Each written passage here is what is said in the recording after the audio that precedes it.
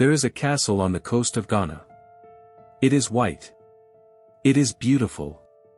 It sits on a cliff above the Atlantic Ocean, and when the light hits it at the right angle in the early morning, it almost glows. Tourists visit it every year. They take photographs. They walk its corridors.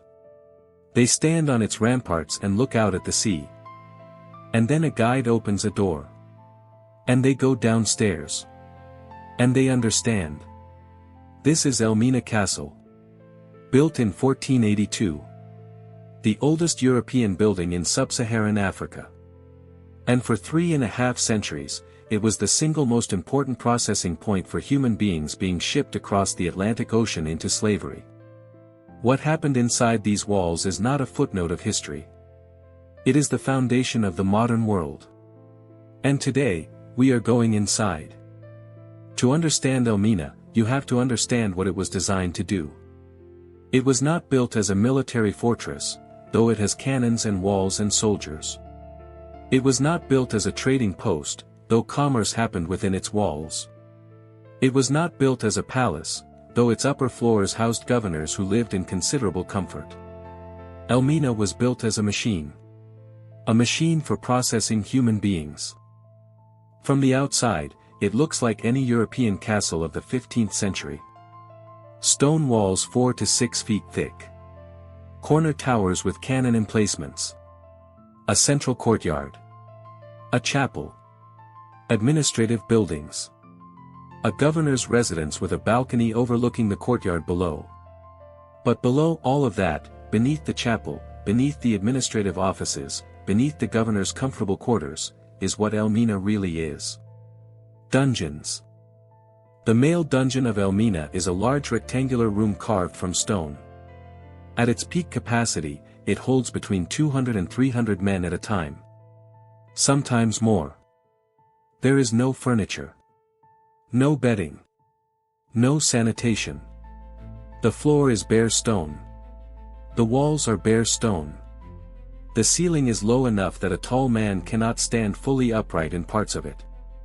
There is one source of light, small barred openings near the top of the wall, close to the ceiling, too high to reach, too small to climb through. They let in air, barely. They let in light, barely. They let in the sound of the ocean. Always the ocean. The men held in this dungeon had, in most cases, walked for days or weeks to reach the coast. They had been marched from the interior of Africa, from villages hundreds of miles away, in coffles. Long lines of captives, bound together at the neck with forked wooden yokes, walking single file through forests and across rivers toward a coast they had never seen. Many did not survive the march. Those who did arrived at Elmina already broken in body. What the castle was designed to do was break them in spirit. The Portuguese built the chapel of Elmina directly above the women's dungeon. I want you to sit with that. The women's dungeon, where hundreds of women were held in darkness, in filth, separated from their children, waiting, is located directly beneath the floor of a Christian place of worship. The Portuguese garrison held church services above women who were screaming below. They sang hymns above women who were weeping below. They took the Eucharist, the body of Christ, above women whose bodies were considered property below. This was not an accident of architecture. This was the 15th century telling you exactly what it thought of African humanity. It thought nothing of it at all. Between 1482 and 1807, 325 years, an estimated 30,000 to 50,000 people passed through Elmina Castle every single year at the height of the trade. Let that number settle. 30,000 people. Every year. Through one castle. But the numbers, as always, tell only part of the story. Who were they? They came from everywhere. From the Ashanti kingdom to the north, captured in wars and raids. From the kingdom of Dahomey to the east. From the forests and rivers of the interior. From communities that had existed for centuries and were now being systematically emptied. They arrived speaking dozens of different languages. Chui. Fanti. Yu. Ga Hausa. Fulani. Yoruba. They could not always communicate with each other. This was sometimes deliberate. Traders preferred captives who could not organize, could not plan, could not build solidarity through shared language. Among them were farmers, fishermen, weavers, blacksmiths, traders, mothers, fathers, children, priests, musicians, healers. People with entire lives and histories and futures that the castle was designed to erase. We know the names of almost none of them. The castle kept meticulous records. The Portuguese were careful administrators. They recorded the number of captives processed each month, the ships they were loaded onto, the destination ports, the names of the captains. They did not record the names of the people. That erasure was intentional. A name is an identity. An identity is a claim to humanity. And the entire system of Atlantic slavery depended on denying that claim. But occasionally, rarely, a name survives. There was a woman, her name lost to history, but her story recorded by a Portuguese administrator in the late 1500s, who was held in the women's dungeon of Elmina for 6 weeks while waiting for a ship. 6 weeks in that darkness. 6 weeks listening to the ocean. During those 6 weeks, she gave birth. The child was taken from her when the ship arrived. She was loaded through the door of no return. Her child remained at Elmina. What happened to that child, the records do not say.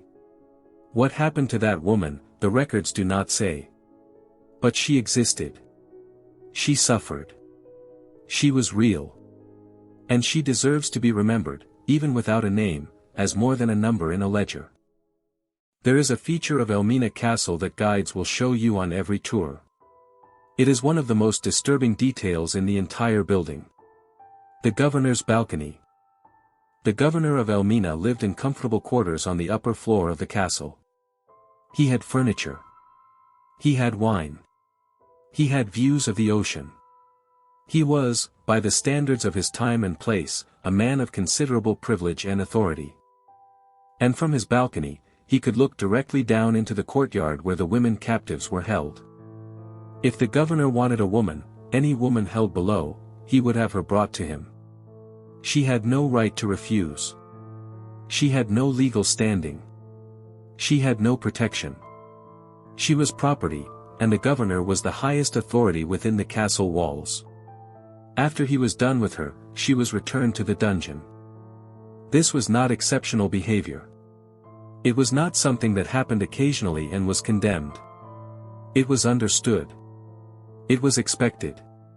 It was structured into the very architecture of the castle, the governor's balcony position to provide a clear view of the women below. Sexual violence was not a byproduct of the slave trade. It was a feature of it. And Elmina Castle, in its architecture, in its layout, in the position of the governor's balcony above the women's dungeon, makes that fact impossible to deny.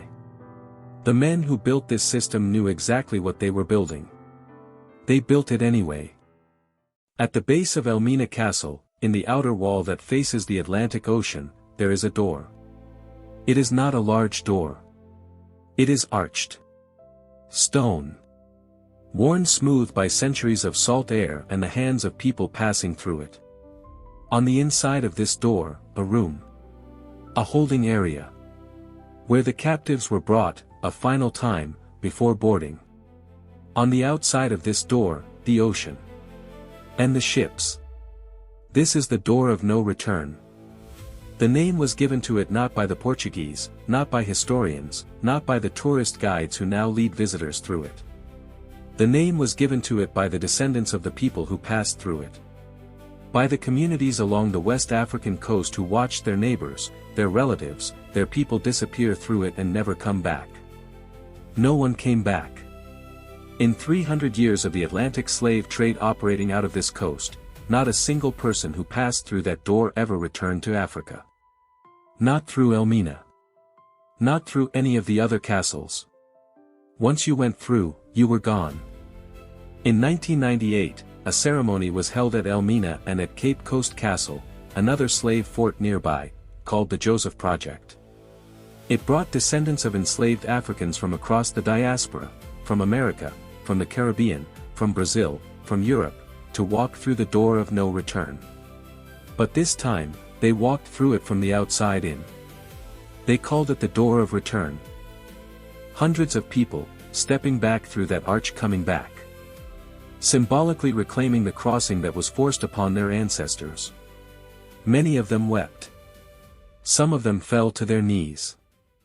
One woman, an African American from Georgia whose family had been in the United States for generations without knowing where in Africa they came from, stood at the threshold and said something that has stayed with everyone who heard it. She said, "I don't know if my people came through this exact door. But I know they came through a door like it. And I came back. We came back. They couldn't keep us gone." Elmina Castle still stands today.